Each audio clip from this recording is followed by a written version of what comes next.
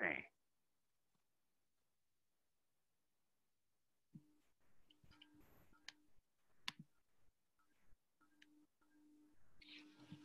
All right, we are ready to go.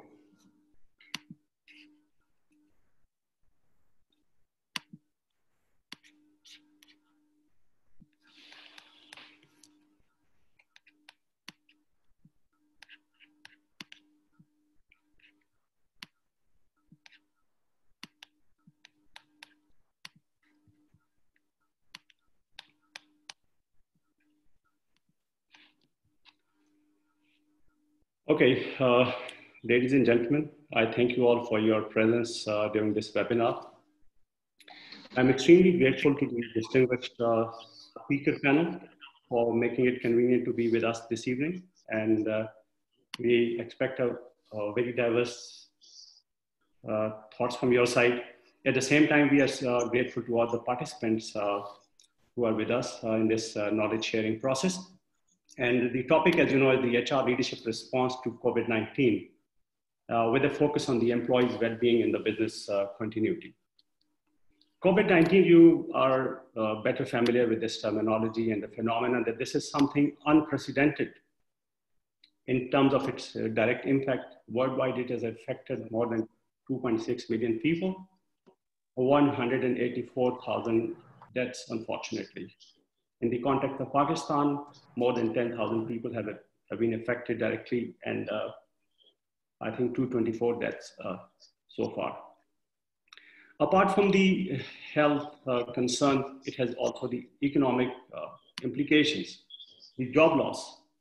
At the country level, some of the big issues that the country's debt is rising, exports have been closed, currency depreciating. And this slowdown of the business activity is having implications on the people management in terms of the job loss, layoff. So how the HR is coping with the situation, we have a very diverse panel with us, and we look forward to learn from you. And I think in this kind of environment, everybody is quite comfortable with the Zoom platform that we are using. But still, I would like to briefly go over some of the features so that we can have an optimum utilization of this platform. You have this feature of the mic and the video. Except for the speakers, I request everyone to keep your mic off. And you can use this mic at the time of the question answers too at the end. You may like to keep your video on because we assume that this is more interactive, but kindly avoid any kind of background distraction. You have a facility of the chat box. Please use it for typing the question or the comment. And I would like to come back to your questions or the comment toward the end. And I would like to divert them to the relevant speaker to respond. And request you to avoid unnecessary hello, hi on the chat box, because this would be a sort of unnecessary disruption.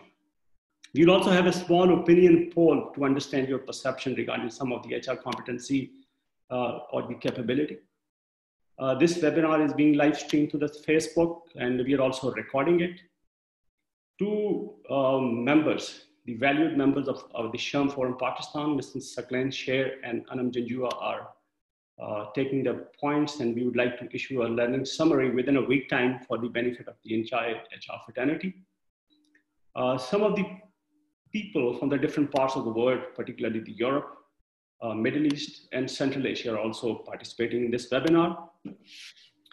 I hope you enjoy a smooth connectivity, but at some point of time, if something gets dropped on your side or my side, there's nothing to panic.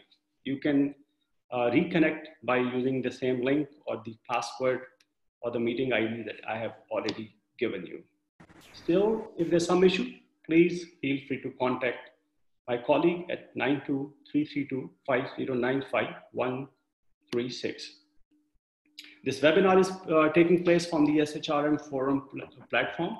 As you know, that SHRM is the world leader in providing the thought leadership, working for the advancement of the HR profession, having more than 70 years of life, established in US in 1948.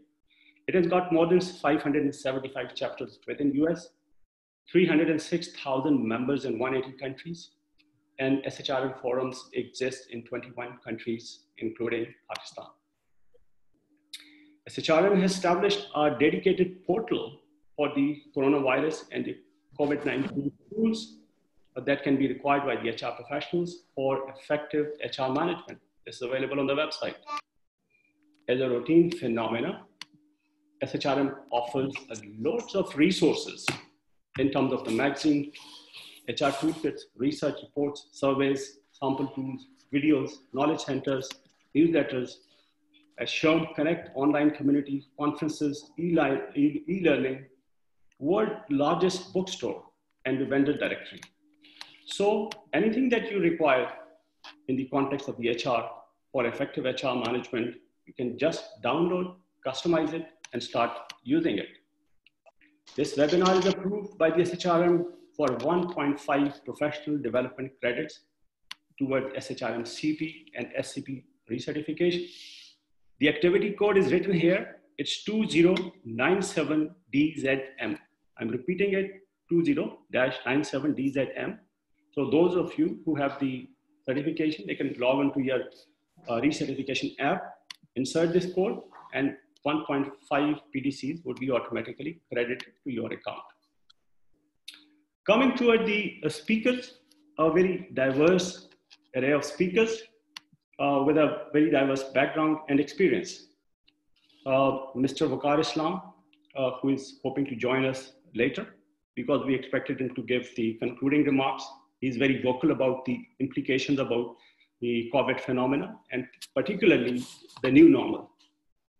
The distinguished CHROs and the senior HR leaders that we have with us today include Rizwan Masood Raja, who is the Chief People Officer, Anglo Corporation. Hi, Rizwan. Fatima Zubairi, HR Director, Unilever Pakistan. Khalid Zaman Khan, Senior Executive Vice President and Group Head HR, Mizan Bank.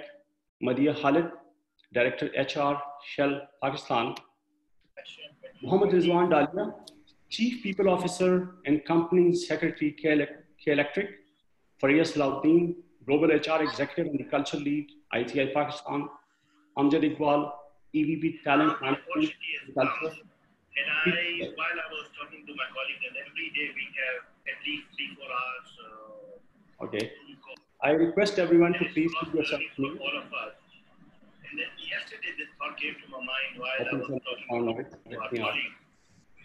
You know, every year we go for a health checkup. Some of the blood tests, cholesterol checks about they have blood pressure, sugar, HDL, LDL. Okay. Thank you so much. So Mohammed Umar, Country HR Director, Country Head of HR, Standard Chartered Bank, Pakistan. Coming over to the topic, we have 4 discussion points. These discussion points are quite broader. The purpose was to have or to give maximum flexibility to our distinguished speakers to say what they wish to speak. So we would like to proceed them in the order they appear. So first one is the key issues on the minds of the employers and the employees. And I would request the first 4 speakers, Rizwan, Fatma, Khalid Zaman, and Madiha, to share your view regarding this topic. So first of all, Rizwan Masood, please go ahead.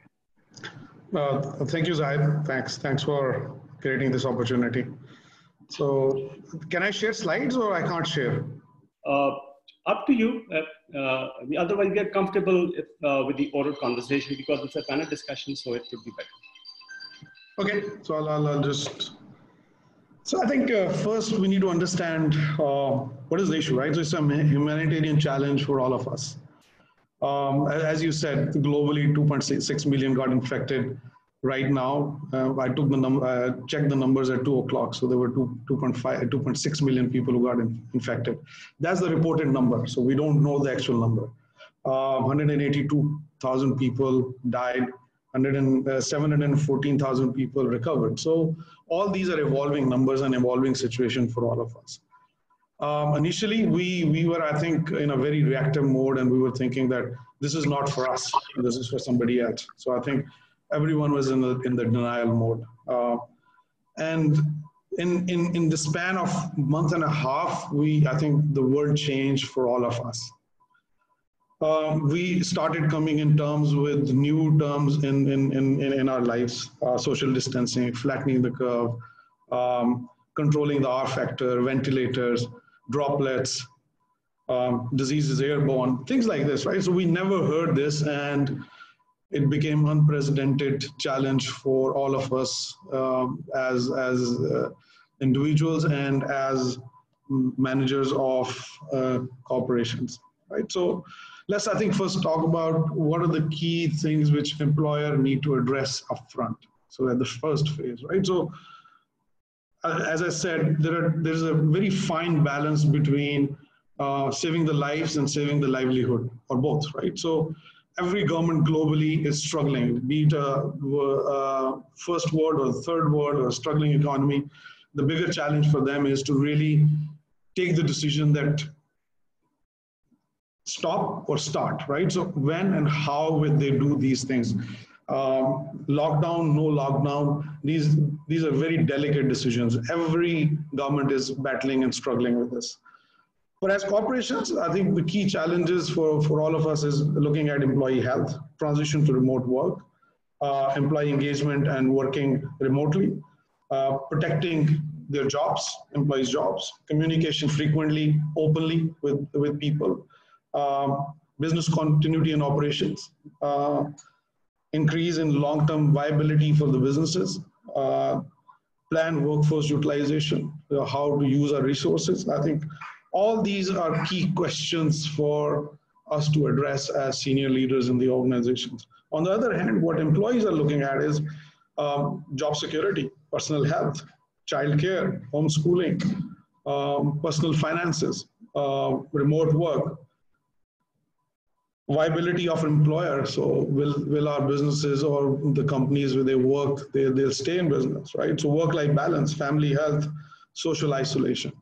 So I think there are both sides, and both sides are trying to handle and battle this whole phenomena in front of them. And it is unprecedented. We don't know what will happen tomorrow. So we have to go step by step. So we keep improvising, we keep thinking, we keep acting to the situation. First, there was a reaction to the whole situation. Now, I think we are in a proactive mode. We're thinking ahead of time that next 3 months, next 6 months, what will happen. I think for us, I can bucket this into 4 big pieces for us, which we're handling at the upfront. First was health and well-being of our people, right? So because if people are coming to work, so how we keep them safe, how we control the flow of people working in the organization and their health and well-being is being looked after. So control activity, monitoring, close monitoring. The first step we did, we looked at people who travel and who were exposed to people who contracted the disease or who were high-risk people. So there was a lot of activity to manage the initial situation. And then we strictly build the protocols for our sites and for head offices that people will be monitoring their health on a regular basis. So first was to address this health and well-being of our people. And the other, I think, key challenge for us is the infrastructure on health. So how we support this in terms when the disease really escalates. Because we have facilities, we have large number of people working on site, so their health care we need to ensure. So we scaled up our medical facilities on those sites. So that was the first thing to address for us. Second was remote working. So when people go home, so what happens, right? So how we address, how we keep them productive, how we keep them engaged with the organization, how they stay connected, right? So two-way communication, open communication, giving them the overall view that how company is financial health is, how they can see 3 to 6 months in future, how their work is connected to the overall objective of the organization. So we reworked, re-emphasized, re-communicated to everyone. And then I think the job security for people. So we addressed it up front. We told them, we said, fine, nobody will lose jobs in a certain period of time. So we'll keep on reviewing, we'll keep on coming back to you guys. So at this stage, we addressed it upfront with people candidly that nobody will lose a job, but we will look at your increments and other emoluments which come, right? So there's wait and see, and then there's a guarantee that people will not lose their jobs. And at the same time, I think the other big challenge which started coming in front of us was mental health and uncertainty for people. So how to address this? Because work-life balance, when people don't know when to stop at work, at home, right? So the line managers sometimes can't distinct because they feel that people are available 24/7. So how to discipline, how to really uh, create that discipline on both sides. So I think there was a lot of communication. We had to work with pockets of people to really create some discipline around these things. So it's a work in progress because we all are learning. We all are getting used to all these things. From the employee side, from the people, I think financial security we address, their health and well-being we have been addressing on regular basis. We created a helpline for them to get the information. We have doctors available for them on telemedicine. All these facilities were scaled up immediately for our employees. At the same time, we started addressing their family dynamics as well. If somebody has elderly payments, so how to address that as well, right? So, and I think the key issue and the thing which we had to address was the productivity and work, right? So guiding both sides of the managers was important for us. So I'll stop here. I think we'll come back to this topic again, that what else we have been doing. So I think these were the broader 4 or 5 things which we had to address, and we have been continuously doing interventions on these things. Excellent. So it's a HR role is very delicate. On one hand, to balance the well-being of the employees, at the same time making sure that you maintain your productivity level because the organization has to survive. Okay, coming to the our second panelist, Fatma Zuberi. What are your thoughts on the same question, the key issues on the mind of the employer and the employees? Right. So thanks, Zahid. I think Rizwan has very well articulated the challenges which are going on in people's mind. I think clearly, if we talk about the employer and the employee, the biggest question is around protecting lives and ensuring livelihoods. And when we look at this, it's though it's just one sentence, but it's got a lot behind it. And I think that's where everyone's focus is on. How do we manage this? Now, it also depends on when you look at protecting lives, you're not just talking about your employees, you're talking about the inner core and the outer core, which means your own employees and all the people who are associated with you.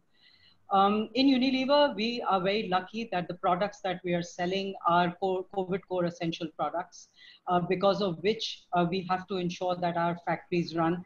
If our factories run, the sanitizers and the hand washes, etc., will be made, food products, etc. And hence, it is extremely important that all our sites are according to WHO, tier 4 prepared, to make sure that all kind of measures are being taken care of from an employee protection purpose, from a sanitation perspective. Everything is in line with WHO protocols. And then there are depots which are open, there are distribution centers that are open, markets that are open. So for us, really focusing on the lives of people becomes extremely essential. And as a responsible organization, we, like I said, we don't only look at our people, but we look at each and every one who is associated with the Unilever ecosystem, which is approximately 15,000 people. And as a leadership team, of course, like every organization, we've got our incident management team, which meets every day virtually, where the key discussion is around, what is the health of the people like? And when we say health of people, it's basically tracking all the symptoms. And this is symptoms of 15,000 people. So making sure that all our sites are prepared to check the health of the people who are coming in. And of course, not everyone is going to the factories also. We've got rotas that we are maintaining. We've got sales teams who've moved to telesales, so they don't need to go into office. We've gone big time in e-commerce to limit the physical presence, at the distribution centers. But first of all, tracking their health and safety, for which, of course, technology has come into help. So we've got now apps which you get up every morning and check in, and you record whether we're doing okay from your health perspective, if you have any symptoms, etc. So it becomes easier to track the population in terms of health. protective equipment. You need to make sure that everyone who is there, is getting the right protective equipment to go into the markets, to go into the factories, etc., etc. So that becomes a huge center piece also in terms of concentration. Well-being, Rizwan again has spoken of, so mental well-being, physical well-being. We've got 70% millennial population, and trust me, they're not used to staying home. So there are a lot of concerns which come up also around mental well-being, for which again, we've got an employee assistance program, which you can reach out to 24/7. And there are counselors over there who can guide you on any mental well-being issue. I think very quickly moving on to livelihoods. I think that's a key question on people's mind right now. Will our jobs be protected? Will our salaries be protected? What's going to happen to our bonus structures? And I think as an organization, as HR, there is a lot of comfort that you need to provide to people in terms of the compassion that comes with the organization. And that is exactly what we are doing. Of course, the big other question which is there in the minds of the employees and the employers is, will business continue?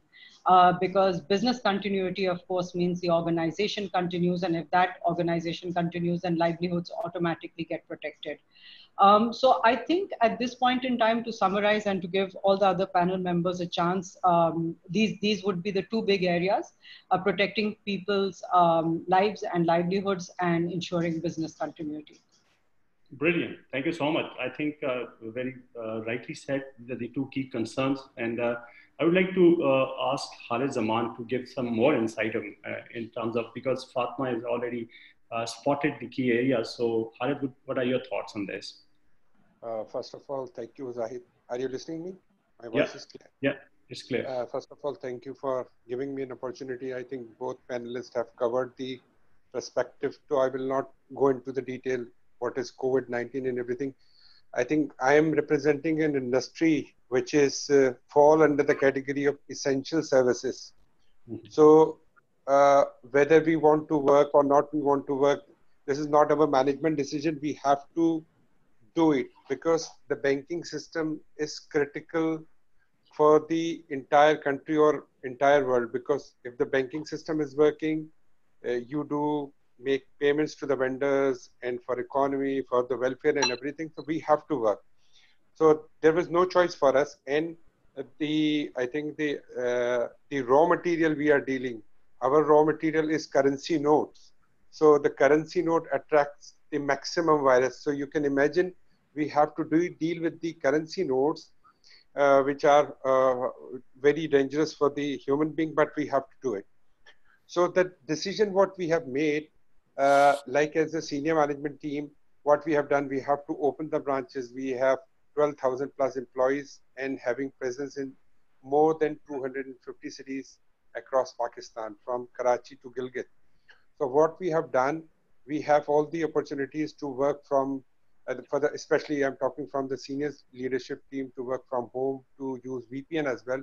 But in order to give motivation and to, I think, give a confidence to the cashiers or the staff who are at the branches, as a senior leadership team, we have decided that we will, although we have all the facility, we will work from the head office so that they will feel that they are not sitting in their drawing rooms and, giving just instructions to the people who are facing the public at the branches. Because in the branches, you can imagine it's very difficult, a challenging task to maintain the social distancing as well. But alhamdulillah, for the motivated team we have, we are doing it. And you can imagine, I'm just sharing a little bit of information. We probably, I can claim, probably we one of the few organizations which started awareness about this coronavirus on 18th of February. The first communication we issued on 18th of February, then there is a continuous, I think, landmark from 13 March, 19 March. I can see different instruction issues, and probably you must have seen the recent communication, which is very viral on the social media. I'm wearing a mask as well. You can see the mask rule. We have issued a communication last week in which we have imposed a penalty if any of our employee, even the president, is not wearing a mask. So we have to impose a penalty, and that the penalty amount will be deducted and it goes into the charity. It's not the purpose of collecting the money. The purpose of this penalty is to create a culture. We have to protect our employees as well, because they are dealing with, I think, external persons, the people who are coming from this. So we have provided the gloves and the sanitizers for the the customer which are visiting our branches, as well as our staff. So from the banking perspective, banking is a very critical. In Pakistan, what we have seen, even the very educated people as well, even in my family and in your family, we are not used to doing, banking through mobile banking or e-banking as well. So COVID-19 has forced a lot of people to, move from the conventional banking to the this mobile banking as well. So this is a transition we have seen, and the technology is forcing a lot of people to change it. But at the same time, because there is a long way to go, because people are not used to do these online banking. So people are visiting our branches. We fall under the category of essential services. So at the same time, we have to open our branches. The state banks, govern according to the governance model of State Bank of Pakistan. The banks are supposed to open at least 50% of the branches. But as you know, the Ramzan is approaching, so the customer has to visit the branches, those who have not submitted the zakat declaration as well. So we are opening more branches as well. So this is a difficult situation for us from the banking perspective. Okay, we have to maintain the social distancing as well, but at the same time we have to serve it. So it's I think a challenging time for all of us. But I must say, Alhamdulillah, so far we are successfully running and trying to motivate the staff. As far as the job security is concerned, we disbursed the bonus, I think, in the first week of April. I can share with the audience, which you can share with the rest of the panelists or the participant, the feedback we received from different social media. So what we have done, we have given an extra amount in the bonus to the staff who are facing the public in this crisis as well, in order to motivate them. So there is assurance from our side that in this difficult time, the management is with the employees. We have to keep their morale high. We have to look after their, I think, health facilities. We have to, their financial benefit as well. So we have to lead from the front. It's the time that we have to lead as a leader, as an HR leader. We have to lead it in order to motivate them. Excellent. Thank you so much. I think you're right that banking sector has no choice, but it's important for you to have a role modeling when you expect your people to be at the branch. So obviously, you have to lead it by example so that their level of motivation remains high. Okay, coming to Madiha, I think so. There's some of the sectors who have, I would say, benefited from this COVID phenomena, and some of them have been badly hit.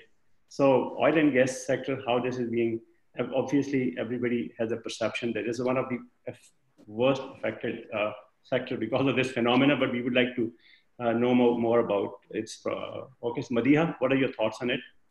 Thank you very much, Zahid Saab. So I'll try to cover some of the things which my colleagues have not mentioned so far. I'll cover the business side first. So in terms of how the business is reacting to the evolving situation and what's on their mind, I think the first thing that most of us have touched upon is around business continuity. And thankfully, like Unilever and other services and banks, Shell or oil services continue to be in the essential services space. So there is actually no choice in terms of shutting down the business or being able to work from home completely. So we are in the space where we look at how can we continue doing our business and serving Pakistan and our customers during this time, knowing full well that people still do need our oil and our oil products to run their daily lives. So in terms of how the oil sector has been impacted due to this, we obviously see a fall in demand for the products. People are under lockdown. There isn't much road travel. Similar for other industries as well, who may not require fuel and lubricant needs for their machinery. So we've seen about demand drop by 60%, which obviously throws off your forecasting of what you expect to sell in a particular month. So in terms of what's on business's mind or what's on Shell's mind during this time from a business perspective, there are four key things. The first one is around business continuity. And how do you continue to serve Pakistan and the community of Pakistan during these difficult times, respecting local laws and procedures of lockdown timings, etc. The second biggest item, which I'm sure is on everybody's mind, is around cash preservation. And given that the demand curve has been thrown off and you're still sitting on a lot of stock and supply, how do you preserve cash during these difficult times? Because nobody wants to move to a time where you have to take any difficult people-related actions to preserve the cash that the company is generating. So that's about looking at avenues of how can we creatively continue to run the business and serve the community without cutting too deep into spaces where we wouldn't want. So that's the second one on cash preservation. The third one is around government and the role of government, and I would include State Bank of Pakistan in the government sector as well. And companies are very anxious and very closely watching what happens in this space. And just to give one example, I mean, given that we are already in a tough situation, just to keep up with how the Sindh government gives its directives on lockdown procedures, then Punjab has its own and KPK has own. So companies that are trans-provincial, actually, it's a huge challenge for them to keep up with the different narratives and the different directives that keep coming. And then the intent is always to comply with them.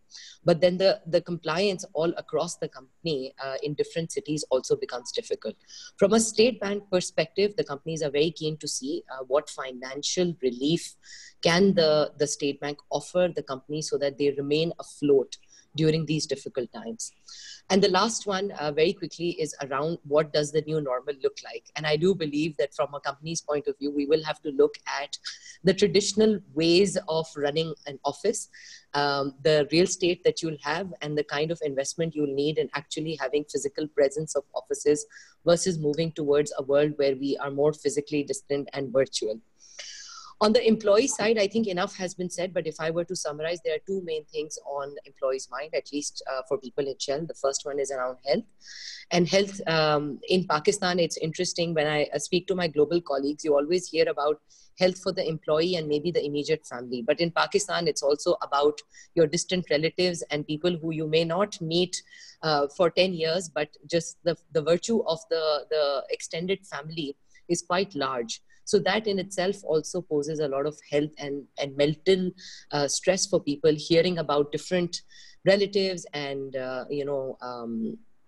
colleagues that they may have who may not be directly impacted right now, but just by virtue of the world being so large and people being everywhere, I think just the stress of hearing, which country is going through what stage of corona is quite a big stressor for people. And the second one, the biggest one, is around job insecurity. And there are a couple of shades in the job insecurity. The first one is jobs right now no longer look like what they look like in January when you were starting off the year. The priorities look very different. Some of the priorities are not even valid. If I even talk about my own HR team, some of the plans on employee engagement we have completely either been scrapped or have been altered to suit what is happening right now. So the first one is, my job is changing. What I agreed with my line manager at the beginning of the year either is not valid or it's changing very significantly. And how does that impact me in terms of my performance and my performance indicators? The second one is around, if my business is not performing, then, what does that mean for my job as well as my remuneration that is expected to come? And the third one is around, how do I make sure that I continue to be competitive during this time and continue to hold a job, knowing full well that the external world is very challenging. I'll stop here and give it back to you, Zahid Saab. Okay, brilliant. Thank you so much for your perspective. With this now, I think we can come to the second discussion point, that is the what are the actions that have been taken by the HR? Although some of you have already given a hint about the action, but it's a more specific question, and I would like you to be more specific in terms of response that while balancing the needs of the employers and the employees, what specific action you have taken to ensure business continuity and the employees' well-being. And for that matter, I would request Mohammad Rizwan Dalia to please share your views.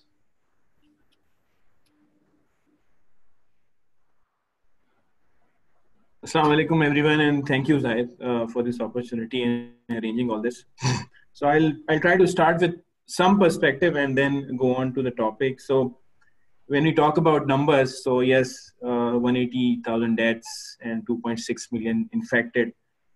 But again, we all see that the number of affectees is in billions. So it's not that those who have been infected are the ones who have been infected. We have billions who have been affected by this COVID scenario. And if we just look back a few months back, so I think these kind of sessions were not in fashion, in fact. So we are now having it, and the kind of conferences and the kind of workshops we were having. So the terms like future of work, artificial intelligence, work from home, diversity of workforce. So these are like we were all thinking that it would take 5 to 10 years to happen, and it has just happened in a few weeks in front of us. So again, it has all allowed us to think differently, and I personally feel that the decision making has become fast, and we as HR, who some people might think that as a fraternity we might be a bit of a bureaucratic fraternity, have in fact come a long way, and I know a number of examples whereby we have actually shown that we care for the people and we can take actions when demanded. So, in terms of what actions the employers have taken and that can be taken, so I'll just touch upon what we have done at KE to keep the ball rolling. So, and in fact, I'm glad to see that most of the panelists today uh, are uh, uh, are from sectors who are sort of come under essential services, and KE being one of those employers and one of those businesses. And again, electricity is lifeline. So I was also sharing with my colleagues a few days back that these kind of similar things used to happen to KE in the past few years, like the heat wave, uh, harsh summers, rain emergencies.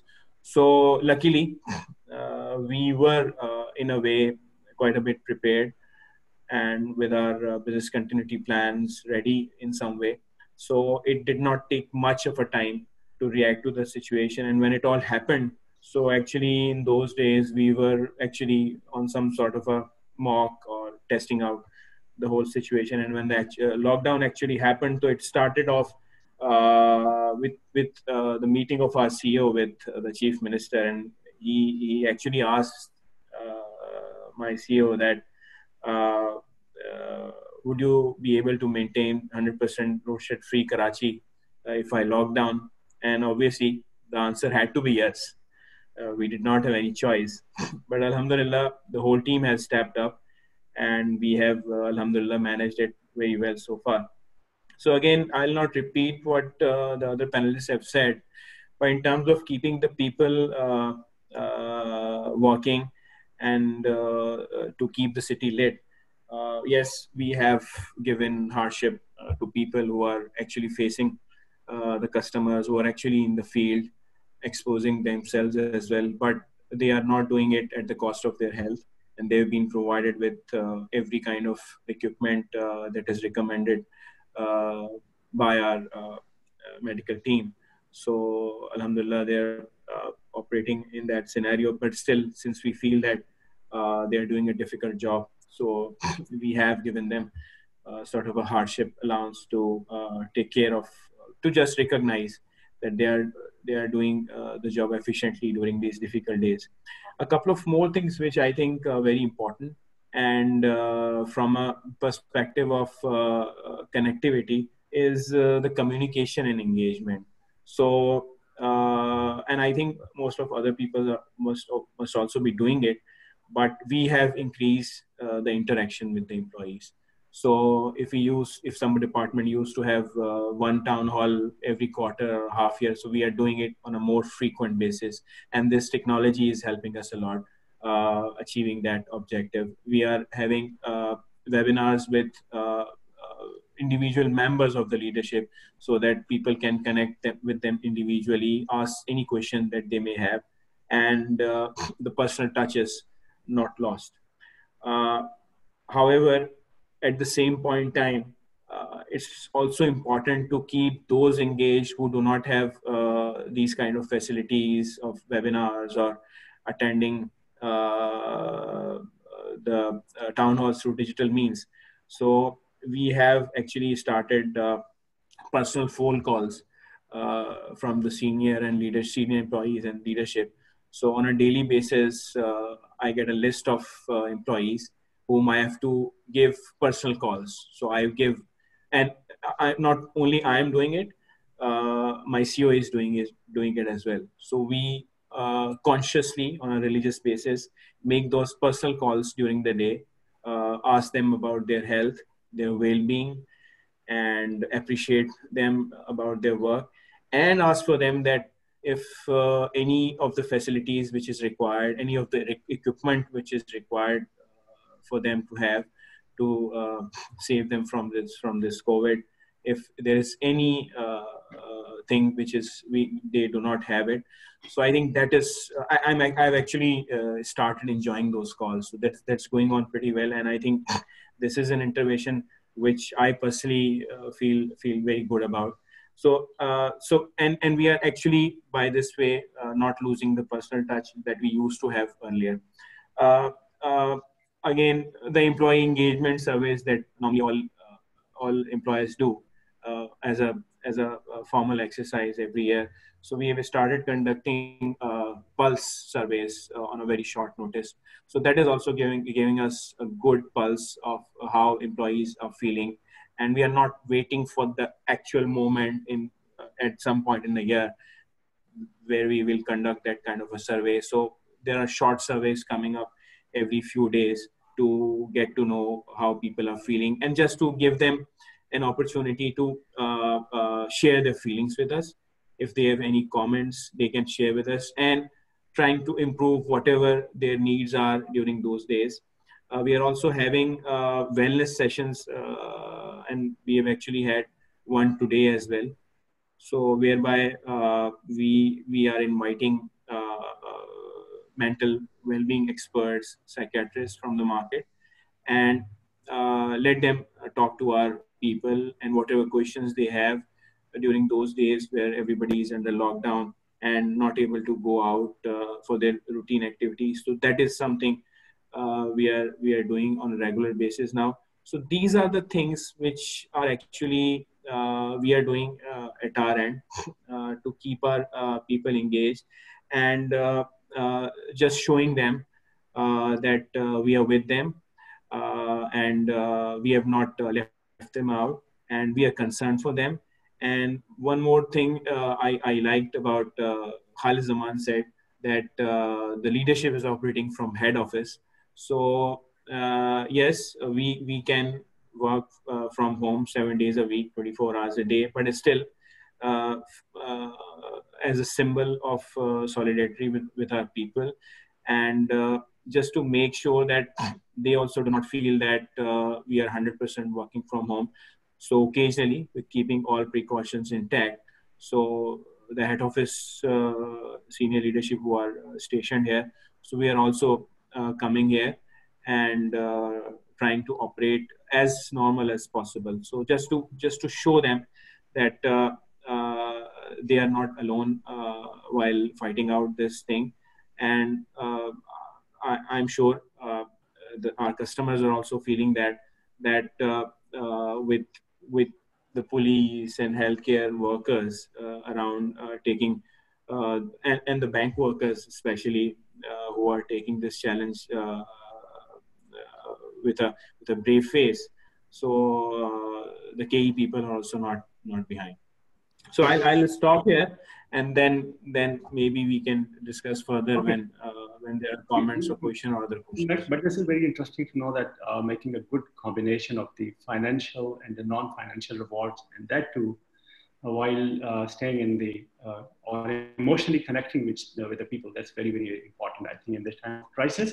Okay, then we would also like to listen Faria Salahuddin, what the things that are happening at the ICI Pakistan. So Faria, over to you. Yes, thank you, Zahid. I think a lot has been said by everyone. So ICI is pretty much the same, right? In terms of taking care of your employees, contractors, from safety to wellness, communication, mood surveys. I think this is there. But one thing that I like to touch upon, which is slightly different, is the role of HR and the HR capability, and that I've seen myself, as an observer and being part of the leadership team.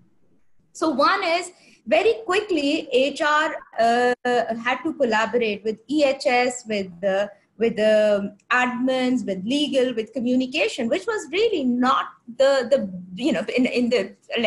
a month ago, that wasn't something we were doing on a daily basis. Today, we are sitting on a daily basis, one, to look at what is happening in the environment, what safety precautions we need to adopt. Number three, how we need to communicate and at what level, based on the mood surveys and engagements, the data we are getting. So very quickly, our partners are changing, and HR has taken that space on a positive side. The second thing is, I think somebody mentioned, was it Rizwan or I don't know, the quick decision making. So I noticed that HR also had to come up. So, like any other function, we had a leadership program, graduate trainee, and, the programs that were sort of in the previous normal ways of working. And all of a sudden, in a week's time, we had to focus on employee resilience, but in a different way. Or at least at ICI, working from home was not a normal practice. We had to develop a training program offered to employees within a week to say, this is what working from home looks like. This is what the tips for the leaders, tips for the employees. But HR had to respond to that, and virtually, which we never, if it was the previous days, we would have consulted, gotten a consultant approval. This happened within a week. So I noticed few things that HR had to think differently, and we did. I think all of the teams, because the initiatives, the interventions people are mentioning, they couldn't have been possible if it was the old HR setup. And number two, the collaboration with the leadership team. We've started meeting on a daily basis where HR is one of the agendas. So whether it's scaling up our health, signing up with the telehealth, it just happened in a day, which wouldn't have been possible. So I feel that HR is taking that space, developing new partners within the business and driving that, which I think is very good. Now, what does it mean within the team? It means that, it's a huge change management, let alone what's happening, the uncertainty within the world and the news that you're getting. But all of a sudden, you as HR community have to respond, and you have to keep a mood check. So I think this is something in the conversations I've been having with my team, is that because this is where we need to keep a check on as well, that while we are ensuring everybody is good and taken care of, I think there is something about us as well to make sure that we are good and we can openly talk about it. So there are some members who would say, look, this uncertainty is actually quite stressful. And it's okay to talk about it because we really don't know. And also, I think as an intent, we feel as ICI and like all of these great companies, we are contributing not to people, but also to the country, right? So our response, having our factories open, which are where we are providing essential services, reaching, as a farmer, reaching to doctors, this is all important for the country, for our patients. So making sure that but at the same time, what we don't know what the future would be. So there is a best case scenario, there's a worst case scenario. And as an adult, we have to accept that. So I think HR, for me in adding, so we are doing all of these things, but I think what I'm also very interestingly observing is the response from the HR function and how we are stepping up. So that's it. It's a bit brief, but I thought, the rest I'm not going to repeat. Thank you so much. Again, we'll come back to you, and I think different perspective. Grateful for that. Coming over to Amjad Saab, PTCL. I think telecom overall has a great opportunity, and we would like to hear your views on this, how this is coping up with the current situation. So over to you. Well, thank you very much, Syed Saab, for this opportunity and making all of us in one platform. Before jumping into that, let me give a perspective to the audience who are here and who are connected to Facebook. You see, as a PTCL, a fixed line telecom operator working all across the country, has got more than, say, 20,000 headcount in terms of the variety. And we are reaching out to our individual customer physically.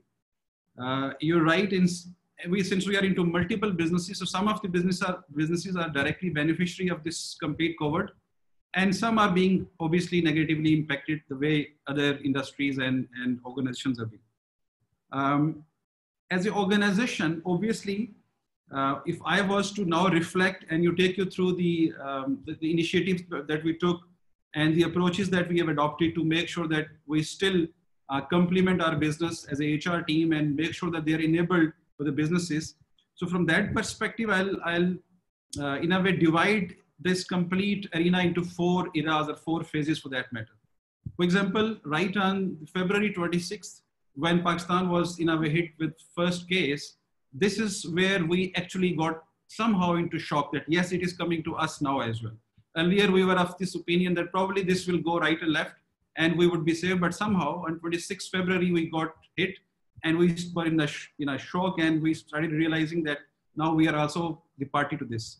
So after the shock, now since it is ongoing, so right now we are more, we have got more time to reflect and align our all resources and then have a counter strike for that matter. But going forward, still, since it has not touched the peak, it is going on.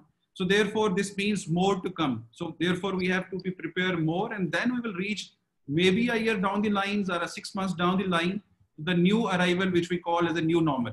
So that new normal has to reach actually, but we are somehow in between the first stage, which is the shock, and the second stage, which is reflection, because we are now reflecting that what went wrong and what went good. So how we will be, moving on, improving our all practices. So as a PTCL, since our employees are all across the country and they have to physically reach out to the consumer in person.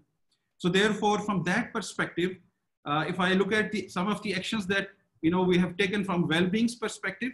So the first step, which for some company may not seem relevant, but for us, this was relevant because we are a more than 70 years old company and we have some of the practices which are still evolving. So the first thing that was the attendance side. Initially, this attendance was made mandatory for everyone, and everyone was supposed to reach out to physical offices and have their ID cards and attendance machine, everything touched physically. So the first step that we took as a company is to immediately revamp our policy, reissued policy, and we within a week's time period, we generated totally new cards where we applied that show and go principle. So this was again as a first reaction that we had to actually respond to in terms of avoiding that physical touching those machines and all these things. So this was the first reaction that we took to make sure that our employees are safe in terms of their coming to office and then reaching out. But in parallel, we also worked in terms of providing them PPEs, for example, masks and sanitizers, and in some cases hazmat suits as well, because as a company we have a huge medical infrastructure again all across scattered, and we have medical centers, dispensaries, and all these infrastructure. So we were unable to obviously stop these people, medical doctors and their supporting staff, not to reach out to the office, because they were the real the real masters of at this time. So we immediately made sure that we reach out to right and left, get into markets, place orders, and ensure that they are being provided with all kind of masks. And after a week or 2 weeks time period, they were insured, equipped with all hazmat suits and everything, so that they start providing immediate support, medical support in case that emergency arises all of a sudden. In parallel, we made sure that we designed and ran awareness campaigns for our employees and for their families as well. We started reaching out to their families because you may touch anyone in your family or in your immediate or extended family, and you reach out back to your office, and then you will have some kind of, again, spread across. So we made sure that we create different campaigns and started sharing with the employees to make sure that they are aware, they take great care in terms of their well-being and everything. In parallel, a week before we started conducting these surveys, because initially we were not in that stage to reach out to these practices and see how people are reacting. But now we have reached out to our employees in terms of the surveys and to figure out where are they and how do they feel in these circumstances. But from an individual perspective, this is where we are. But in terms of organization, as I mentioned, we are a physically scattered organization. So the first immediate reaction as an organization was to define protocols for us, protocols for the infrastructure, how we will reach out, and if some case somehow figured out in a building, so how we would evacuate that building, and how we'll make sure that employees are taken to the quarantine for that matter and for that number of days and everything. So we defined protocols of rescuing our people, and in a way rescuing building and equipment as well, because we as a data and voice providing company, we have a huge infrastructure, and that has to be taken great care of. So from that perspective, maintenance and manage and care of the buildings along with the infrastructure was equally important for us as an organization.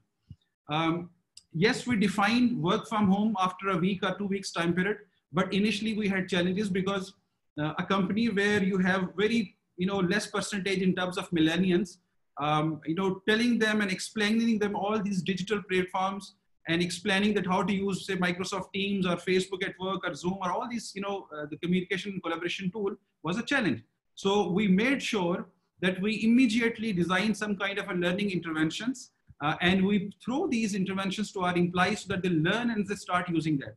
But the interesting thing that I would like to share over here that, it took me a year or so to educate 200, 300 people and motivate people to start using Microsoft Teams. But in just 10 days, 15 days time period, close to 3,000 people were up and running in terms of, learning this gadget and tool, and they were enabled in terms of, providing services and being operational immediately. So, this is, if God wants us to change, well, for that matter, he has to just, it's a click, it's just one sentence cone and that's there. So it happens, like this. From education, yes, we ran number of programs to make sure that we educate people. But you see, look, this is the phase 2 in terms of whatever is happening. Now phase 3 and phase 4 has to happen. So from HR perspective, the kind of actions that we have taken so far are good to manage the shock and the initial reflection. But what is going to be required from HR going forward to reach at a new arrival? Obviously, for that, we need to look at the new probably skill set that is going to be required going forward. And for that matter, the new kind of leadership models that we need to evolve and develop and then pass on back to the organization to make sure that we actually sustain in the new environment that is going to happen, inshallah, in near future. Thank you, and over to you. Brilliant. So I think there's a lot to learn in this process. As somebody said that a crisis is a terrible thing to waste. Okay, with this, we come to the Muhammad Umar, country head HR, Standard Chartered Bank. Yes, Umar, please go ahead. Thank you.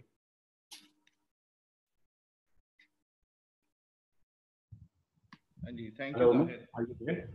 I think everything is said, so nothing for me to repeat those things. So basically, can I proceed to be a bit louder so that okay. Yeah, perfect. Okay. Now. We all agree that this COVID situation has changed our lives the ways that we could not have imagined, right? So we are doing stuff very differently the way we used to do. I will not talk about all the challenges and the key actions that organizations are taking. I think pretty much the same. We are focusing on 3 things. One is how to ensure the mental well-being of our employees, providing them all the assistance and providing all the facilities that is required, and obviously keep on communicating with them what is happening around. What is the situation, a health situation, how things are improving, and what is something that they need to do in this situation, and also being transparent with our staff about the business situation, how the business is impacted by this corona pandemic, and how things would unfold in future. Would be the challenges. I think being an optimist and also being at a different level of at the organization maturity, we see this adversity as an opportunity. For the last couple of years, we have been trying to change our ways of working. So we wanted to move to agile ways of working. We wanted people to work from home. We wanted banking to change to digitization. We are going through a transformation where we are moving towards digitization. And Standard Chartered is leading in it. We are the third largest bank in terms of profitability with only 61 branches. That clearly shows that our reach to the customer is not through brick and mortar, but through digitization. So the digitization, and with 75% millennial population, we always wanted to change ways of working.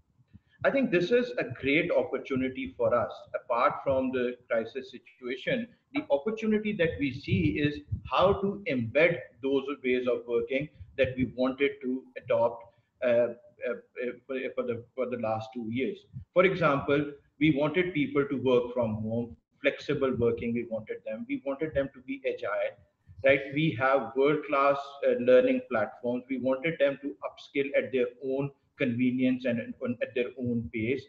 But and we wanted to have virtual training sessions with them rather than having classroom training, which is always very difficult to bring people in the classroom.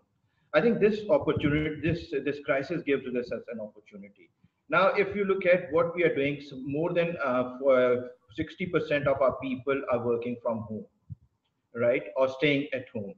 So they and we have provided them with the best world class infrastructure, technology infrastructure, so that they can work seamlessly. And to ups and using this opportunity to upskill them, we started 2 weeks learning virtual learning week, where we talked about all these mental issues that they are facing. We talked about the technology that is available. We talked about the skills that they can learn from them, and then also we participated in a lot of external seminars. And that is all because we were we were tuned to that with the support of technology and infrastructure. I think the real challenge that comes, which we were not foreseeing, has actually come from leadership. Leadership, remote leadership is something that people are not trained of. So leading people remotely is something which is challenging, right? Because you would be surprised if I bring that thing in the conversation, that the biggest thing that hinders is the inclusive culture. Inclusive culture means that when people are working from home, they have different situations at home, right? Not everybody is working in a very comfortable environment, and when they are forced to work from home, they are working in a very different situation. So understanding those situations by the leaders and understanding their limitations in terms of delivery in the initial days, and how to coach them and guide them remotely, is something that they need to learn. And understanding when I said inclusion means understanding the problem and the challenges these people are facing while working from home. I think this is something that we are still struggling with, and we are focusing a lot in terms of developing that leadership that would actually help people to work in these ways of working. The other thing which is also very, the virtual learning facilitation is something which is not everybody's cup of tea. Even the best trained facilitators are not actually tuned to do virtual trainings, right? And this is one area we are developing our facilitators to actually deliver virtually.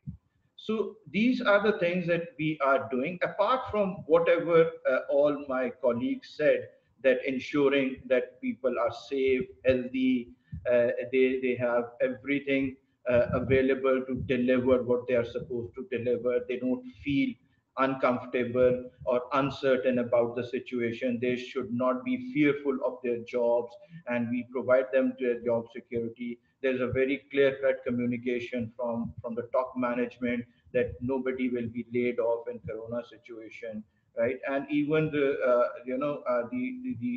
from the customer point of view, I think this is the best time for us to actually convert our customers to digital channels, because now they don't have opportunity. The best way, in my view, is make people to adopt new things, is to take alternatives from them. So this situation has actually taken alternatives of going to the branches and doing transaction, has been taken away from them. Now they have the only option to go digital. And if we provide the best digital service, and that, I think that is something that we want to do. So even if I was reading that Jack Ma's book, founder of Alibaba, he said that, and we all know that China is probably the most digital savvy nation, right? And Rizwan can actually endorse that. So and he said in his book that the biggest transformation or the change occurred during SARS time, when people were actually stuck in their homes. And in SARS situation, if you remember, people were even scared of touching currency notes. And that is why now the situation in China is that a hawker is actually refused to take cash, and they use QR code to actually buy vegetables from the hawker or something from the hawker. So I think we should see this as an opportunity for something that we have been talking about for the last couple of years. Thank you. Thank you so much, Omar, for sharing the insight. I think Zahid Saab just went off somewhere. So continuing with the panel discussion, I think we'll move to our question number 3. About the actions that can be further taken to improve effectiveness or impact of HR. I think we'll be talking about business and the employees, but the role of HR altogether, we would like to have some insight into it. So I would request Rizwan Masood sir to kindly shed some light on it. Thank you so much, Anu, for being a good backup. Sorry, I had lost the connectivity. I understand, that's all right. In terms of content, I think we have covered 50% of it, but in terms of time management, I think we are just left with a limited time, another 15 to 20 minutes. We have 2 more questions, so I would like to request I would like to leave it to the prerogative of the speakers to talk what they wish to talk, and please take 2 minutes each, so that we would like to keep some time for the interactions. I'm sure the participants have a lot of engaging questions, so we have around 10 minutes for the question answer session. And I would request Rizwan you have the 2 questions that on one hand, we have discussed what has been done by the organizations. Now, obviously organizations operate within certain boundaries, with certain constraints. The next 2 questions are that, what is it something that can be done? So feel free to comment, and particularly the kind of information at this point of time the business leaders are interested to know from the business as well as from the HR perspective in terms of the data, metrics, or the analytics, and anything that you wish to say. But I would like to repeat that time is a constant. It's very engaging, very good conversation. I wish we have more time, but the time is always 24 hours. So I would request you to have your conversation in 2 minutes each, so that we can conclude within the time. So over to you, Rizwan. Thank you. So thanks, Zahid. So I'll be quick. I think Umar covered some parts of that. What is the future role for us, right? So how organizations should transform. So I think I will structure my conversation into so how to handle and what needs to be done in the future, right? So first is to resolve, as consultant teachers, right? So resolve the situation, create resilience, and when we return, what we do and reimagine and reform, right? So I think we need to stay in the structure. So current situation, we resolve, we handle, we manage as HR, right? So then we build resilience in the organization. What are don'ts? What is important and what is not important? What is essential? What is non-essential? We work on those things, right? From the business continuity perspective and from HR perspective as well, right? So we reprioritize and rethink the whole thing immediately. Then when we return, what happens, right? So bring back people on work is also very important, because once we go back to the new normal, so how people will rejoin the organization, what sort of new norms will be at the workplace, right? So that's also very important. This is a phase which will be over, right? So in the newer phase, what happens, right? So I think we really need to start thinking about those things, re-onboarding of people in the organization. And then I think reimagining, because we always used to think that, think about future, in 2 years, what will happen? Future has come to present for us. So things are forcing us to do things differently. We had a plan for next 2 years. We'll reskill our people, we redeploy, we'll change our organizational structures. But this whole thing has pushed this at least for 2 years, where we wanted to get in next 2 years, it has come in front of us now. So I think that's where we need to really stand up as HR teams in reskilling, redeploying, and re-looking at our organization structures. So there are multiple layers of these things which we need to pick and work with our business leaders, because cost efficiency will become very important. Operational excellence will become very important in the future, right? So competitiveness, staying competitive, staying in business will become more important. So how we change the mindset, how we work with our people will become very important. As Umar said, digitization. So every business has its own agenda for digitization, industry, every industry has their own evolution, but all those things will come upfront for us. So if I talk about my agenda in HR, so things which I had to do 2 years from 2 years from today, I'm doing it upfront. So all the technology gets the priority right now. We'll deploy and then we'll make people create that experience for them, because people are more receptive to those tools today as well. So I'll just stop here. I think others can chip in into this, that how Great. HR needs to step. Thank you. So Fatma, what Rizwan is saying, it's a completely reinvention of the HR management, onboarding, obviously reinvention. So what is your perspective on regarding the future state of affairs? Yeah, absolutely. So I think Rizwan and Umar have both said it, that in this day and age, we are not only navigating the now, but we're planning the comeback, and we're also trying to see how to future-proof our businesses, so that when we do get back in full force, we can accelerate all these future formats in the quickest form. But I think over here, I'd just like to pick up one point, and if we as HR really want to improve effectiveness or contribute to business results, we need to understand what is the organization's priority at this point in time.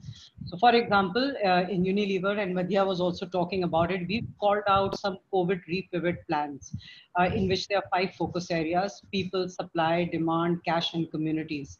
And I think as HR people, if we can try and make sure that we come up with a one Unilever mindset, which can focus on these 5 priorities and deliver and add value, I think that would be the biggest gain. So cash is the new king. It has always been the king. How do we work differently to facilitate the businesses?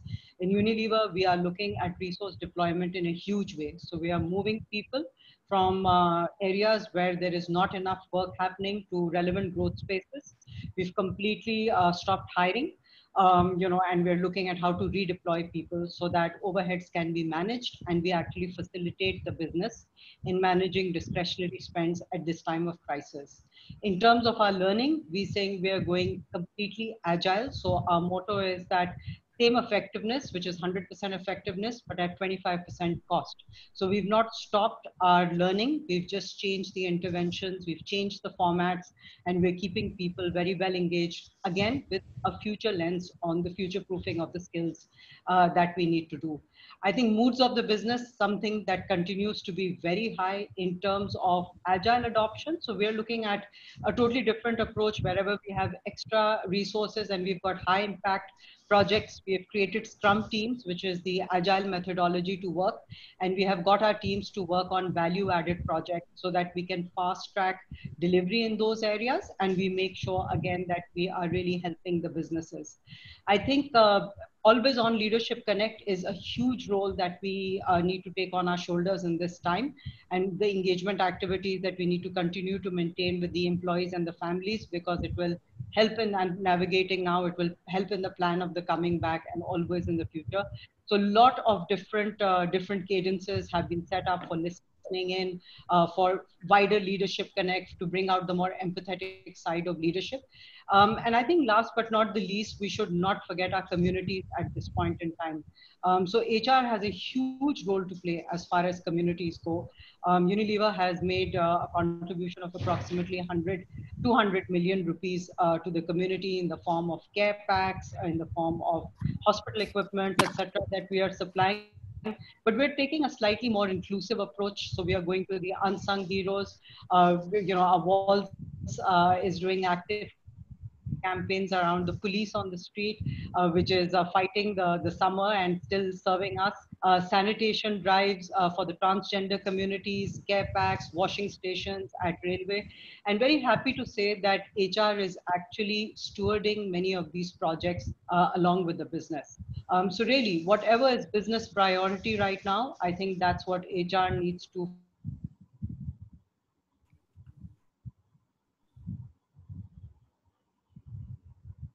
focus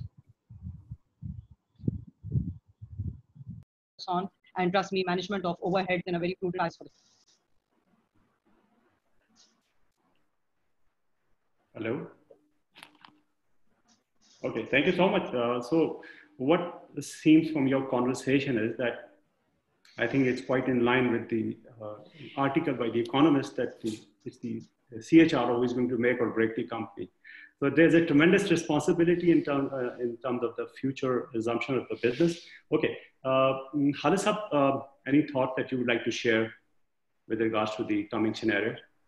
I think I'll just pick up some of the ideas. Faria talked about the role of other functions. I think the role of the important functions, every function has played an important role. The important role, but according to me, played by I think the administration department of every organization, because they are not fancy people, as we call it, or talkative people just like HR, or representing in different seminars or webinar or Zoom meetings.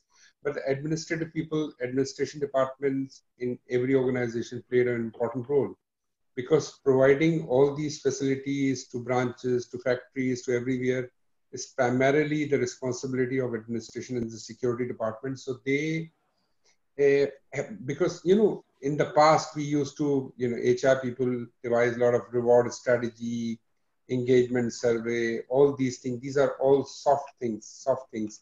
But in this crisis, what we have seen, we have to, provide, services, facilities at the doorstep, at the field level, at the factory level, at the branch level. So I think one must appreciate the role of HR.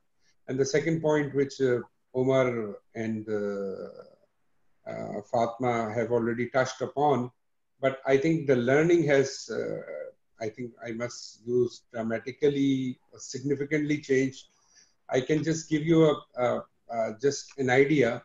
In last 28 days, we conducted 64 Zoom training session, and we covered 7,500 staff.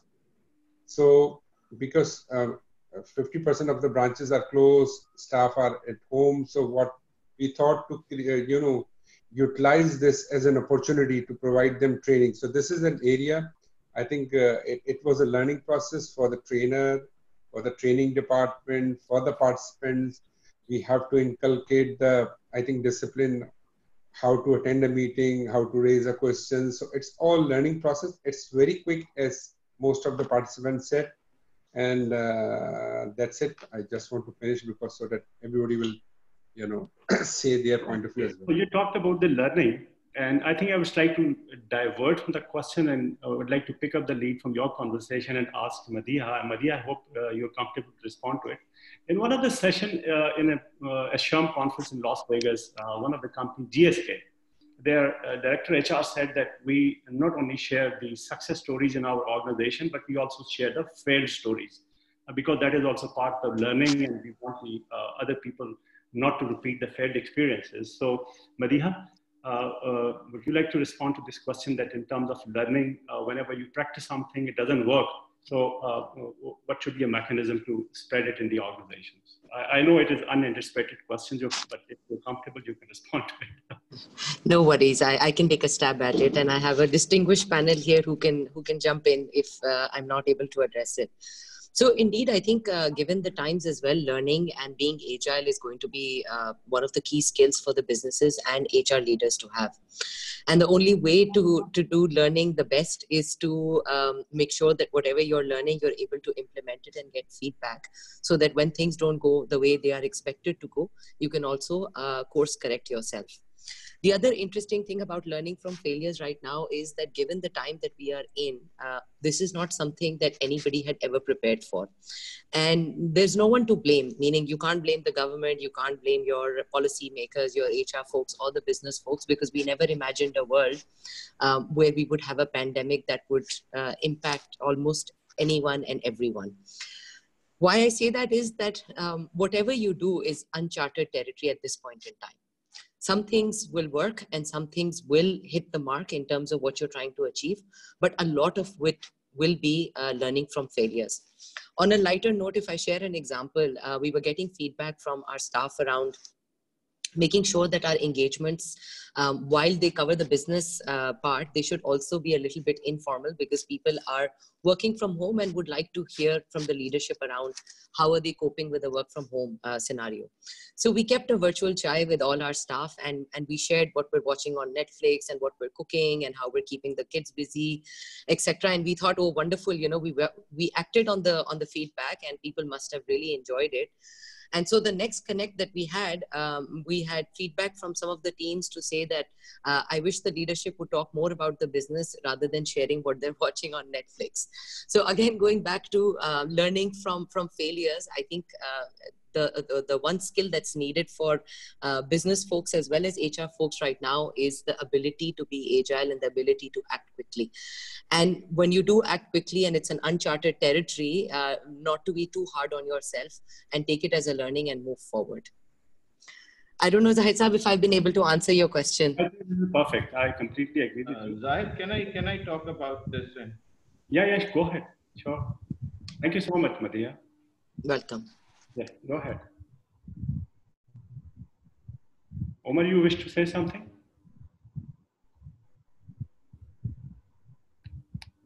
Somebody wanted to say something?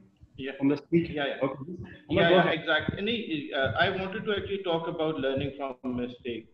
I think when we talk about agile working, there's a term that we, can you hear me? Yeah, very well. Yeah. So when we talk about agile ways of working, there's a term that we use. We call it nimble learning, right?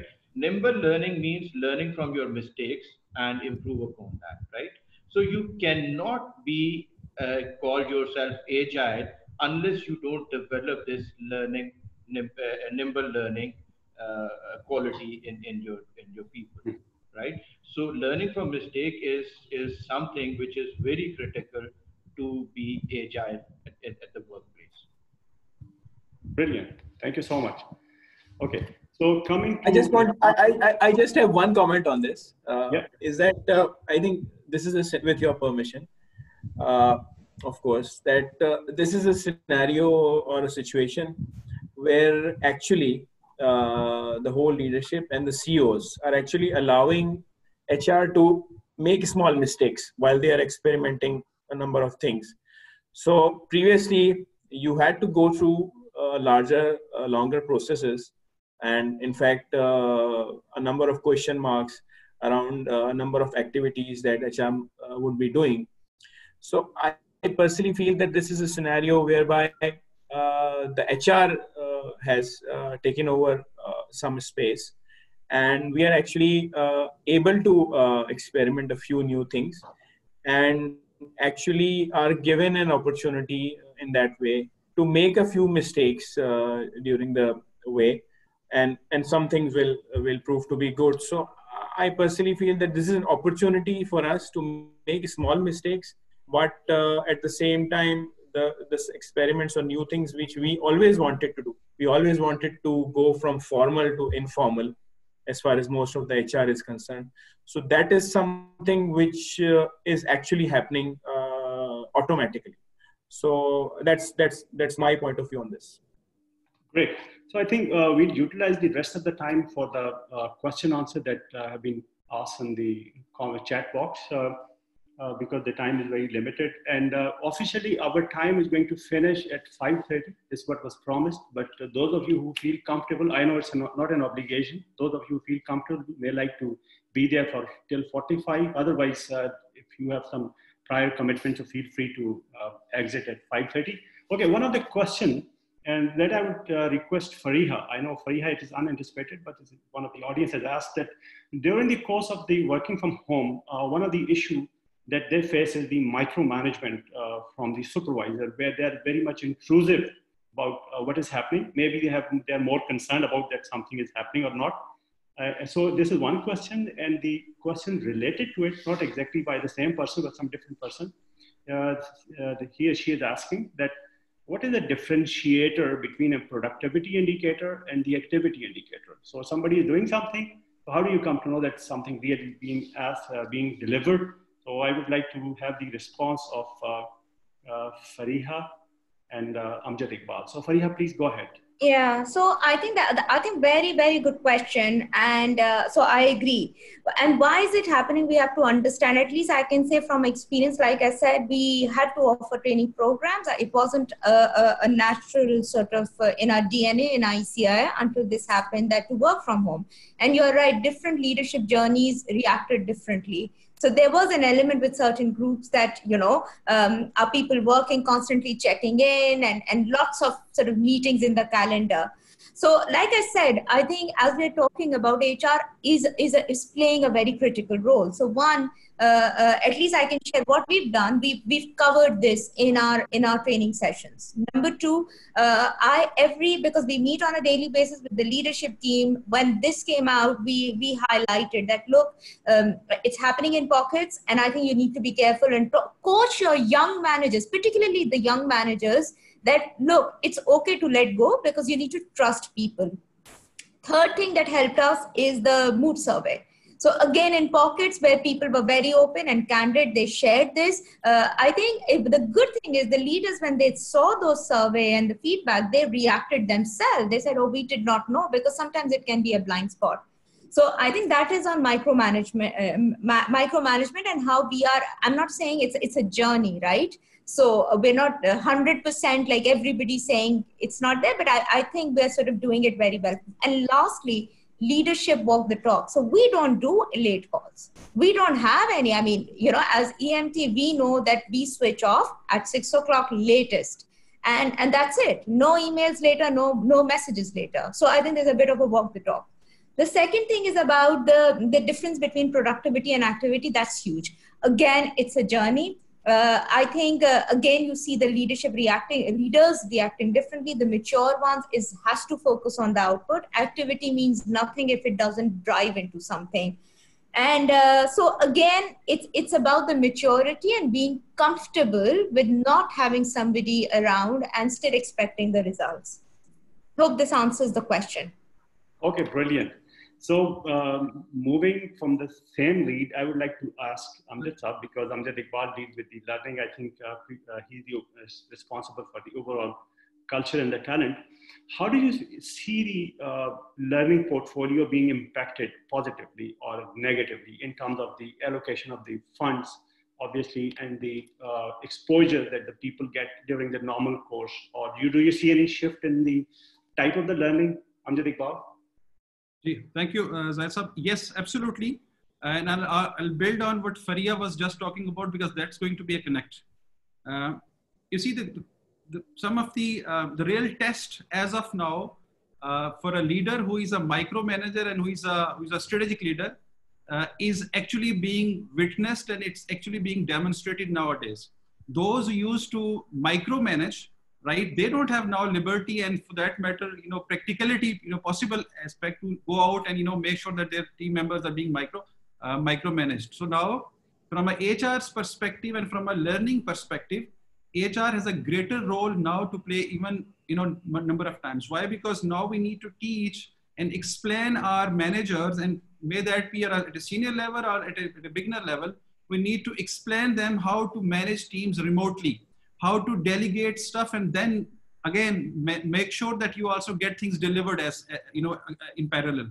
How to be more outcome oriented and not output oriented, because output is just a milestone. Outcome is the impact, something that will tell you, are you going in the right direction or not. So all this is going to be only possible if you and we as HR team enable our learning management platforms and learning contents, so that we help people while they are in their flow. So now going forward, the learning approach is going to be more flow oriented, which is aligned with the normal flow of a work, instead of passing on and sharing a content which is otherwise shared on public and on so many other platforms. So as a HR team, we have a more to do in terms of learning, in terms of adding learning experiences instead of only passing on learning libraries. So we need to build more towards those new techniques of designing content and instructional designing for that matter. So yes, in terms of a learning, there's a much more to do and contribute, and that is how we will build internal learning agility, digital dexterity in the companies, and then this is how we will enable them more towards the resilience that one of our colleagues has talked about, agility and resilience. So both these two things are directly linked with the kind of learning interventions organizations are going to design and launch in the organization. Thank you. Okay, great. So I think everyone has brought a very unique perspective. In the beginning, the Rizwan and Fatima particularly talked about the reinvention of the HR. My question to Omar is that what other key changes do you see in the talent management? How do you see the fundamental shift in some of the areas that had not been, I think, highlighted previously, obviously from your organization point of view? Yeah, I think I touched upon that also, and also Rizwan and Fatma said that things would not come back to the same level where we were operating, right? We will come back with the new norms, and the new norms are pretty much same as the way we are operating now. And as we said, and I think it was discussed also, that the new leadership style, new skills, new ways of working, more agile, more flexible, right? Leadership traits would change. I think all these things would change. So that if these things are changing, then the talent management would also change. We will look at the talent from a very different perspective, right? The way we used to look at. I think this is an opportunity again when we say that we are changing the ways of working, then how to upskill and develop our people on the changing ways of working is very important. And to realize that what are the new skills and what are the new competencies and organizations capability that we need to build to actually adopt to these new ways of working effectively. Okay, excellent. So you are referring to some of the HR capabilities or the competencies. So over here, we would like to have a small poll regarding your perception and the perception of the audience. That you would be aware that SHRM has developed the HR competency model, which comprises of the behavioral and the technical competencies. And this is being developed with the input of 32 nations, 640 CHROs, 32,000 professionals. I would like to understand that what are the key behavioral HR competencies to deal with the crisis? So you have a poll on your screen, and we would like to understand the preference of each one of you in terms of the criticality of the behavioral competencies. So feel free to tick mark any of the competencies that you think are very important. I'm talking about the behavioral competency. We'll come back to the functional competencies subsequently. So please respond to the poll.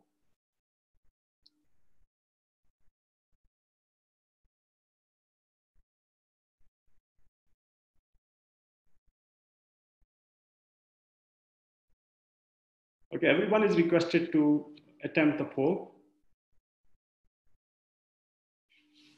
All these competencies have a defined definitions and the parameters of performance at the operational level and the strategic level. If you want, we can send you a SHRM body of competency and knowledge. That's an 83-page document which defines everything in a more explicit way. But over here, based on the name of the competencies, I would like to know your opinion. Okay, brilliant. We are getting the responses. I expect everyone to attempt. Okay, 15 more seconds. Please do it.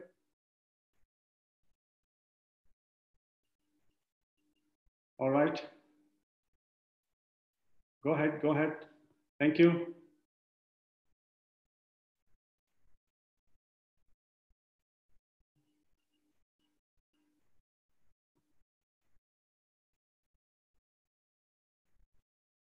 Okay, 5 more seconds.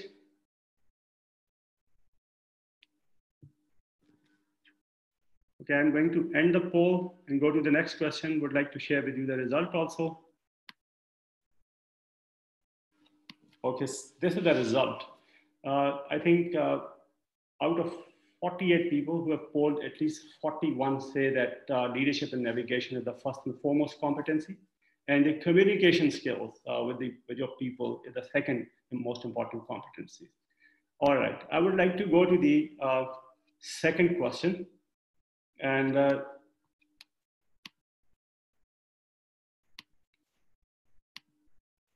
can you see the results?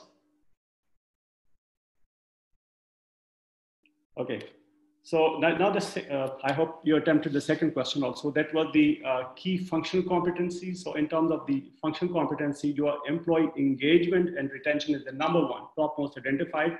I think at the second number, we have the technology management. Yes, previously, I think technology did not get the kind of attention that it is getting right now.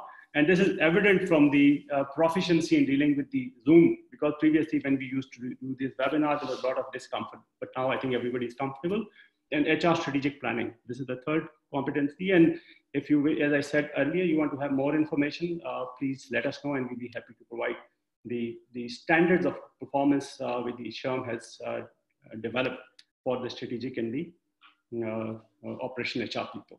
Okay, before we conclude, because we have one more speaker now, Bakar Islam is about to join us. I would like to now, toward the end, request each speaker to say just one-liner. What do you think? What is the advice for the HR? How the HR professionals should conduct themselves? Obviously, the theme is the same, that balancing the needs of the employers and the employees. Just one last liner, and that would be very brief. Okay, so we move in the same order. Fatma? So I would say with a lot of compassion and selflessness. Okay, great. Thank you. Rizwan? Sorry, I missed your question. My question is last line. Anything that you wish to advise to the HR professionals for effective dealing with the situation in a very brief way? I think critical thinking and compassion. Brilliant. Thank you so much. All right, Khalid. I think the challenge for the HR, because there will be a pressure on the cost in every company. So we have to make a balance between employee perspective and the employer perspective. And at this stage, we have to, I think, come up with a solution so that redeployment of resources, human resources, as well as the other resources, so that there will be no burden on the employees' retrenchment on any other thing because of the cost issues. Thank you. Madiha? For me, the fundamentals of HR still don't change, even though the times are very different. And the two fundamentals are enable the business and show a lot of care. Excellent. Thank you. Rizwan, Dalia? So I would say, let us leave the our operational part apart. Yes, we have been doing it, and come into an advisory role. And time has now come for HR to be innovative around things. Innovation does not need to reside in IT or some other function, there has to be innovation here in HR as well. Brilliant. Thank you. Fariha?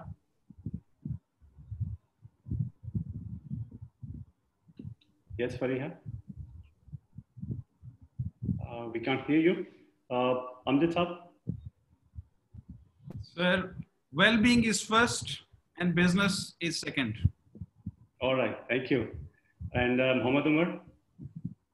Yeah, I think leaders need to be more inclusive and empathetic in this kind of situation, to deal with this kind of situation.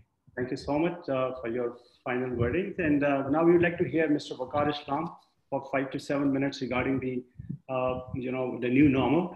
And over to him, Waqar Sahab, thank you so much for being with us. I know you were busy on some other front, but we value your presence. So please go ahead. Assalamu alaikum, everyone. Thank you very much, Zaid. My apologies for joining a bit late.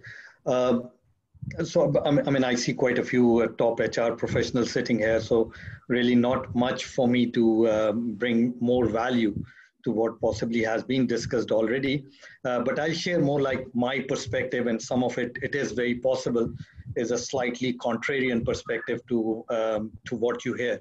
And then I'll come to what I believe the role of HR should be to go through these critical times.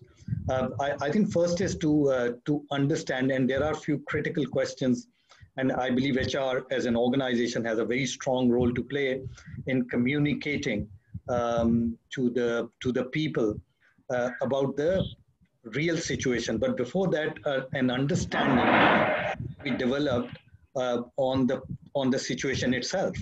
I actually have more or less complete disagreement with the school of thought that it's a health crisis. It is absolutely an health crisis, but it is absolutely an economic crisis. As a consequence, it's a humanity crisis, right? And here are a few numbers that I want to share so that people understand what I'm talking about. Up till now, as we speak, there are over 2 million people who have been impacted by the virus, right? The current open cases are less than 2 million, so around 1.7 or 1.8 million, and some of them are cured. Sadly, some others we have lost in this fight. But up till now, 500 million people across the globe have gone below the poverty line. So check the scale of the two problems we are talking about. So I believe people oversimplify without understanding the problem when they say it's only a virus problem. It absolutely is a virus problem, but consequently, it's an economy problem. Consequently, it's a human problem, and human problem of scale that we have not seen before, right? So that's point number one. Now, the point number two, where we need to understand the other thing, is how long we are in this. And we need to have answer to this question. Now, there are no clear-cut answers, but at least, with some reading and education that we are seeing all across, we can form an opinion. People keep talking about how long will we lock down, and 2 weeks lockdown will solve it. I don't know what are they smoking. This is not a 2 weeks or a 4 weeks game. Let me be very blunt. Those who don't understand this have not understand the scale of the problem at all. It is if the only solution to the problem is a cure, which is a medicine, right? Till medicine is not out, we are in it, right? Even the most aggressive estimates of medicine are 8 months. And the realistic ones are 12 to 18 months. So let's get this in view. And my view, I'm perfectly fine if others disagree with it. We are in this for 12 to 18 months. How do we go about this 12 to 18 months? So it's not a 1 month or a 2 month or a 3 month game. It's a game to be developed over a 12 to 18 month period. And if we can't do that, and if we continue to think of 2 weeks lockdown, 2 weeks lockdown, we don't know what we are dealing with, and we have not understood the beast at all, right? Now let's come to the HR piece, right?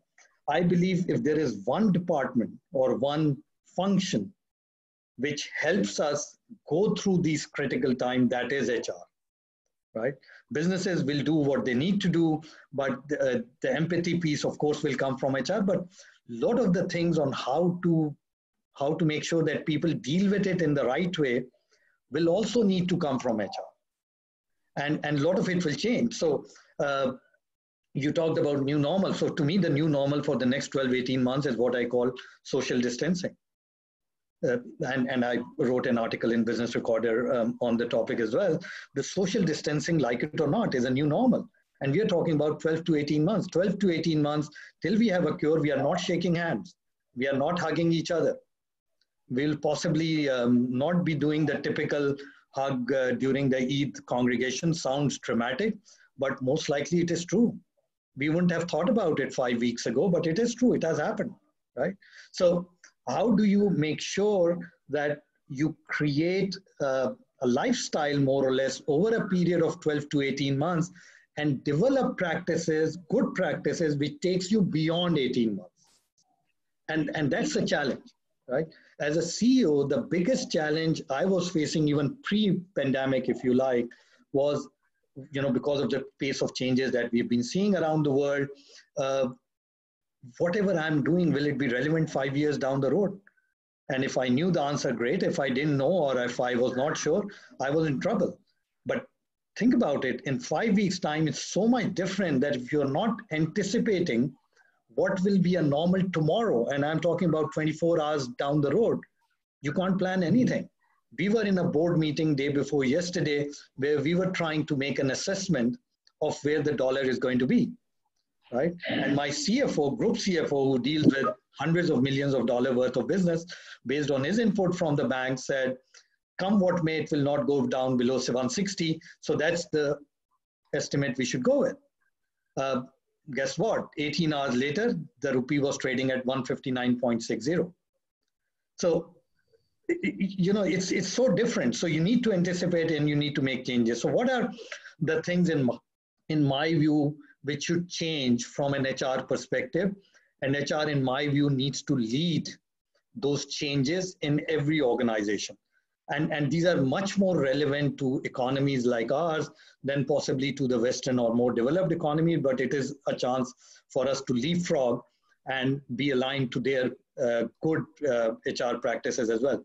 First and foremost, we need to get out of this body in seat mentality. Seeing people from 8 to 5 in the office, assuming they are productive, is gone out of the window. You need to start managing people based on their outcome and based on the productivity that they produce to the people and to the organization, rather than how many time and how much you see them right in your face. So which means micromanagement is not going to work in the new normal. But start managing people for outcome and productivity. I don't care whether they are in office, whether they are sitting at Gloria Jeans, whether they are sitting at the comfort of their home. As long as they produce the output to me, the HR needs to drive organization towards that change, one. Second, I strongly believe that the solution to the problem for the next 12 to 18 months, or till the time cure is available, is in creating more physical spaces so that we can achieve social distancing. Only way you can do that is by moving people, businesses, jobs, functions to digital. And HR has a very strong role to play in that again, right?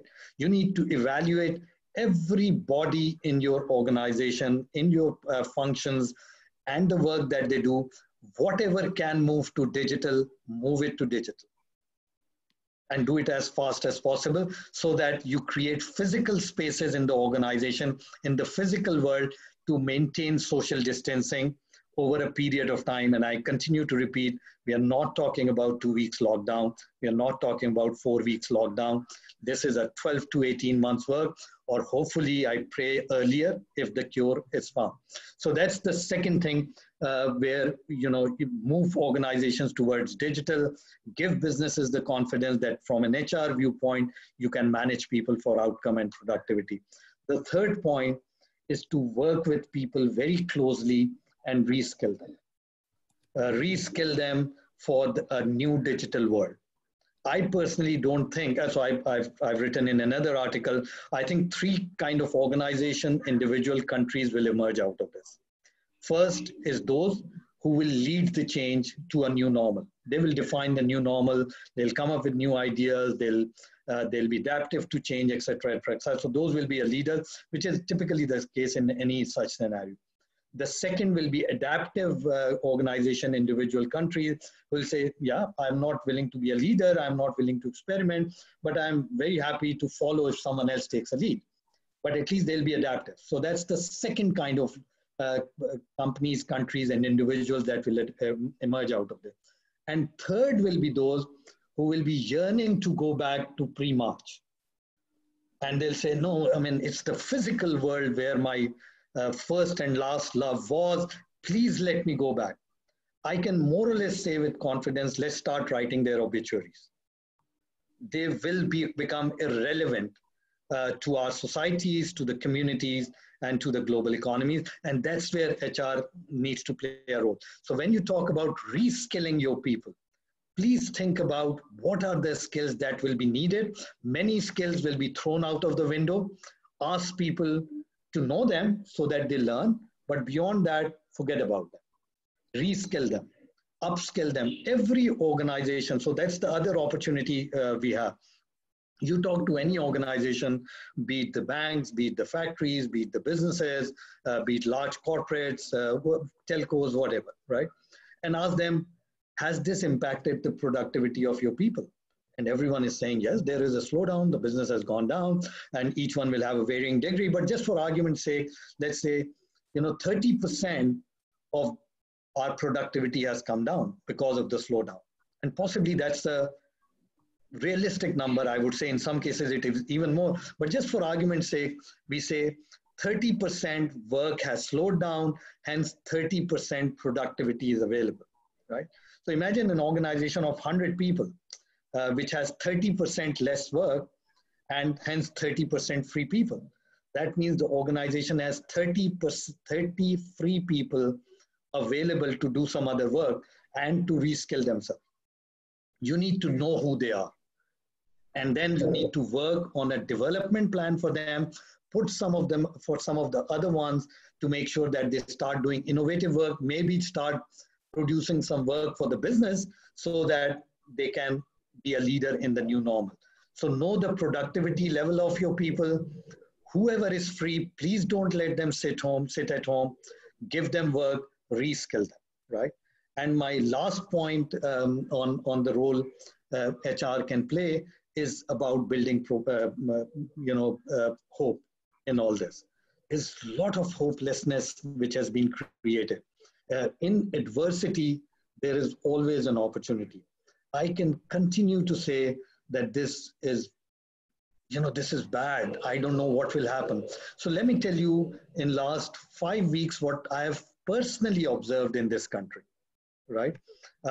And 5 weeks ago, if I had said to anyone that, this is what needs to be done in Pakistan, they would have more or less told me, ye pagal hai, dimag kharab hai, Pakistan mein aisi cheezein nahi hoti, Pakistan mein ye duniya mein chalte hain sari drame, Pakistan mein ye to kabhi bhi nahi ho sakta. Hamare best exit strategy for us not to improve ourselves is always Pakistan mein nahi ho sakta.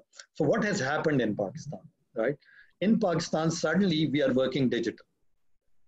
Who would have thought we would be having this conference in a digital way 5 weeks ago? If Zaid wanted to organize something like this, he would have possibly not even gotten anyone to be available. Interestingly, he got more people to join because they are available now. They have productive time or they have more time available to join and listen to some of the rant people like me are talking about, right? So changed. I went to Kausar Medico about 2 weeks ago. Nobody was there. And people were standing in the queue. People in Pakistan standing in a queue, unheard of, right? But happening. Why can't I make it a lifestyle? That's an opportunity, right? Cabinet meetings are being held in a virtual environment. That's happening as we speak.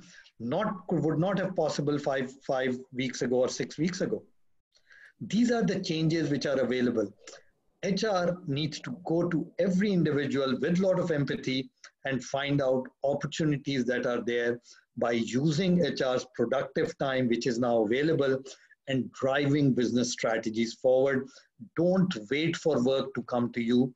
This is the best time to create work. If HR can drive this mindset of creating work rather than waiting for work to come, I think we'll come out as a winner from this crisis, and we'll do well, not just as corporate, but at a country level as well. So thank you very much. Thank you. Thank you for listening patiently. I crossed my 7 minutes. Apologies, but brevity is not my forte. I wish we had more time, because it's quite inspiring the way you identify the key challenges and translate them into the actionable items, particularly by the HR. And I'm sure the panelists and the more participants would also like to engage, but we have the time constraints and we would like to conclude. We would also like to look for some future opportunity for similar engagement where we can have a more interactive dialogue. So with this, we would like to conclude, and thank you so much, Vikas, for being with us this evening. Just one last poll that we would like to have everyone's opinion regarding how do you feel regarding today's experience. Short question, and request everyone to please respond to this. Okay, feel free to give honest opinion. Thank you.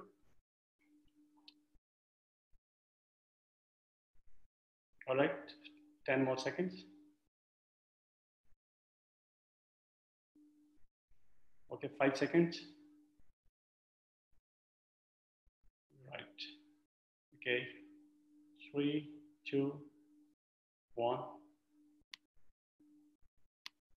All right. So we are glad that everyone is satisfied and happy with this experience. So once again, I am grateful to all the speakers, the CHROs and the CEOs. Without taking any further time, we would like to close. Once again, thanks. Very good evening. All the best, and take care of yourself. Bye. Thank you. Thank you.